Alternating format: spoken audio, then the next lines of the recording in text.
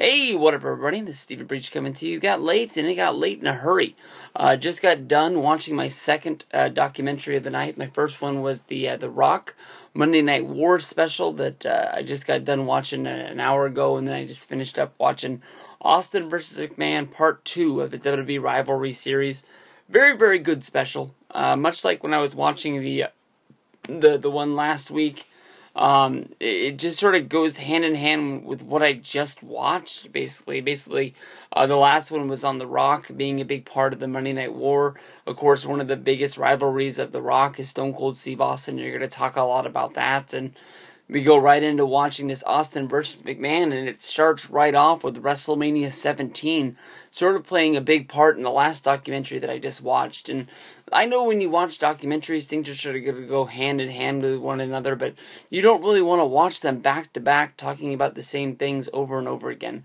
I like the fact that, they're stacking the deck right now with a whole bunch of, you have to get the network sort of television series, or you're going to fall behind. They're making it where you have to jump on this thing. And this is one of the reasons why I love the WWE Network, is you get these things. I no longer have to go out. I know I picked up the Attitude Era Volume 2 Blu-ray today, but I haven't been buying as many Blu-rays or DVDs as of late because the network is stacked so strong with so many things that are out there.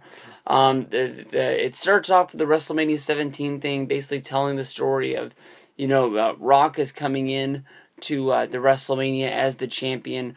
Stone Cold Steve Austin is desperate to get there. He really didn't think that his year that year was that strong, and he needed to prove to himself and prove to the other wrestlers that were in WWE that he was still one of the strong guys in the company, and that he wanted to be the guy who picked up the ball and ran with it.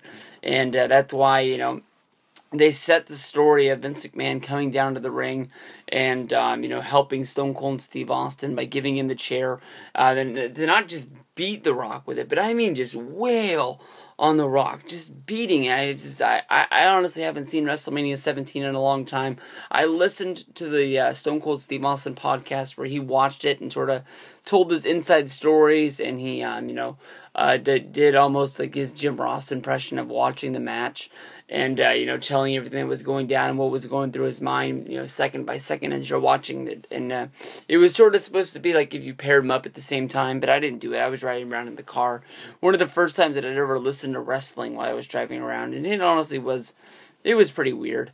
But, Austin says it's 100% his fault. He went to Vince, he pitched a storyline, he said that he was bored being a babyface, and he thought it was time to turn heel, and it was one of the biggest mistakes of his life, and it sort of set him up into a spot where, he wasn't, hitting on all cylinders, because it wasn't what it once was. He shakes Vince's hand, and they share a beer, and they walk out, and it starts a long series of segments, basically of, Stone Cold Steve Austin being with Vince McMahon as a partner, and it's something that we'd never seen before, and it was good thinking, but it just didn't play out. Stone Cold Steve Austin said he should have listened to the fans and just went along with what they were doing. They weren't really booing him turning heel, they just were booing him because it just wasn't what they wanted to see, and it wasn't what they wanted to pay for. After WrestleMania 17, basically that week is when the sale of WCW went down, where Vince McMahon bought his competition, which led to the Invasion storyline, and they sort of cover the reasons why a lot of people think they don't like the Invasion that much. There's no Ric Flair, there's no NWO, there's no Goldberg, there's no Scott Steiner, there's no big names. It's Booker T, DDP, and a lot of the mid card. That was there. It was the B team players really coming over. Diamond Dallas Page came over, Booker T came over, because basically they thought if they didn't come over, they were going to lose their spot, and they were never going to be able to get it back. And if you didn't go to WWF, basically WCW had closed down, ECW was gone, TNA wouldn't be around for, I don't think, another year. So, there was nowhere for these guys to go to make money. DDP, because of his age, he had to jump on it just because if he got passed up, he probably never would have wrestled again. At least never really wrestled on a big stage. But Stone Cold Steve Austin, turns heel on Vince McMahon, and he goes against them basically because he's dying for his attention, and he thinks he's giving it another direction. So basically, he joins WCW, and Stone Cold Steve Austin says that this is one of the worst points of his life. Basically, he doesn't remember a lot of the things that were going down. When people call in and ask him things about the invasion, he doesn't really have a good answer. He doesn't really remember what was going down. He has to ask, basically, people what was going on that show that they're asking about, who won, where were they, and sometimes it'll sort of spark something in him. If I was to call in, it's one of the things that I would want to talk to him about again. It was just basically if he remembered anything about the guys in the back sort of coming together. I know that there was a lot of friction because you were adding on double the roster and a lot of guys were coming in. And I know nobody used the stunner as a finisher, but I mean, like, if you think about The Rock and Booker T, you've got the rock bottom and you got the bookend. Lots of guys had the same finisher. Eddie Guerrero and Rob Van Dam both had the frog splash off the top rope. And normally with wrestling, the finisher is protected. Only one guy's able to use it. Sometimes they were able to use it in, feuds to see who had the better finisher, who was going to be able to hit their finisher and knock the other guy out. But was there any good backstage stories about what was going down at that point? About, basically guys in the locker room having to sort of use their seniority, or guys having to use, basically who was the bigger star at the time in order to get there. From there, they sort of jumped to WrestleMania 18, talking about, basically the NWO coming in after the invasion storyline is all done. Stone Cold Steve Austin has a match against Scott Hall. Scott Hall says it best, basically, when he says both of these guys had a lot of outside interferences going down at the time in their life. They were both going through hard times. The match is decent.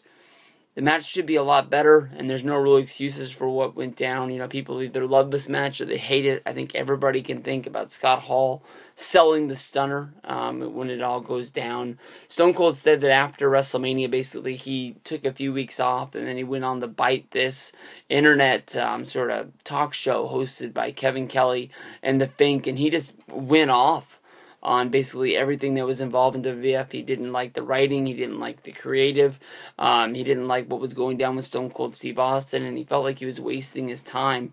Within a few weeks from there would be a show in Atlanta and Monday Night Raw. One of the things that a lot of people think about when they think about Stone Cold Steve Austin was him walking out at WWF, and I just honestly couldn't believe it. Basically, I know that everything reacted real fast, and Vince McMahon almost went into mode of Bret Hart screw job sort of PR mode. Vince McMahon appeared on the Bite This talk show that week, talking about what went down, and basically throwing Stone Cold Steve Austin under the bus. From there, they would have The Rock come out the next Monday when he was supposed to be there. Ric Flair ripped Stone Cold Steve Austin in the opening promo of the Monday Night Raw that he was supposed to be at. Basically, it was just all hands on deck, just to basically, throw Steve under the bus as being a bad guy. It was almost sort of breaking off all ties with them and making sure that they never wanted to come back. I know that, Stephanie McMahon has mentioned CM Punk a few times, and when she hears the CM Punk chants, and she's been able to kill them off at best, but I don't think Triple H or Stephanie McMahon or anybody has said anything publicly on television in order to sort of emphasize to CM Punk that they don't want him to come back. I think that if Punk called, I think they would have to sort of have a sit down like Vince and Austin did, where they basically got in a room together because of Jim Ross, and they were able to work things out where he was able to make his return. Of course, from there, he would go into the huge storyline of him being sort of like a GM with Monday Night Raw, with the Eric Bischoff ordeal. I don't really remember the ending of his wrestling career. I know he wrestled his last match at WrestleMania 19 against The Rock, a match that he lost. I remember more than anything the documentary called The Mania of Mania, which is the WrestleMania 19, the movie. And with that, basically Austin has a stroke the night before almost. He has to go to the hospital, pump full of those IVs to try to get him ready. He says that basically nobody told him not to wrestle, but it probably wasn't the smartest idea in his world. But, he wasn't going to miss what was supposed to be his last match. And from there, they talk about his, going into the Hall of Fame at WrestleMania 25.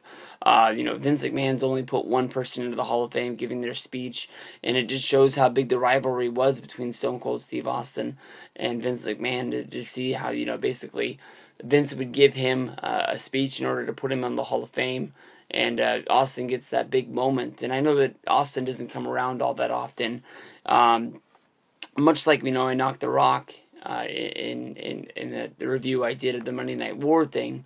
We got to see, Austin at WrestleMania 25. He came back at 27. He was special guest referee, and we didn't see him again all the way until WrestleMania 30, I believe. 3-year hiatus, for a guy that was the biggest star on earth. Some people say that he doesn't want to come back and tarnish his image doing something stupid that doesn't make any sense. Some people say he doesn't want to come back unless he's going to get paid. I guess we did see him at, when was that? It was WrestleMania 20. Oh, 20, he was a special guest referee. So that was a long time before he got put into the Hall of Fame. 21, he did the Piper's Pit with Carlito. He did some things after his retirement, but nothing was really that big. He went in and started making movies and TV shows and all that, so, he was able to move on. He's got the podcast now that's been going on for at least about a year now, I'm pretty sure, and he does good. The rivalries thing, I think, it's going down. Honestly, as I was watching the intro to the show this week, I noticed they showed, Macho Man and Hulk Hogan, and I'm like, well, that rivalry was pretty much already all talked to death during the WrestleMania recall.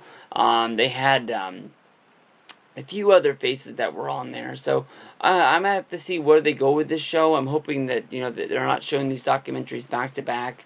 I watched 2 of them, and it was longer than I thought it was gonna be. I'll say that. So I didn't think I'd be up at 1:30. To make my review of the show. But it is what it is, and tomorrow's a new day. So I'll see you guys on down the road.